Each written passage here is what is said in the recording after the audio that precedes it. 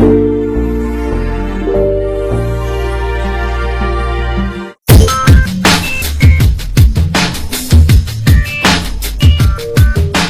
哋着住呢個銀色嘅 MBT 呢，咁其實就係我哋 Liga 即係同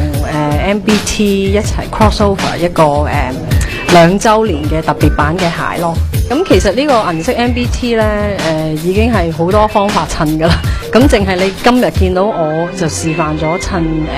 一個比較可能 feminine 啲嘅裙啦。咁好似阿 Dorothy 咧，佢就着咗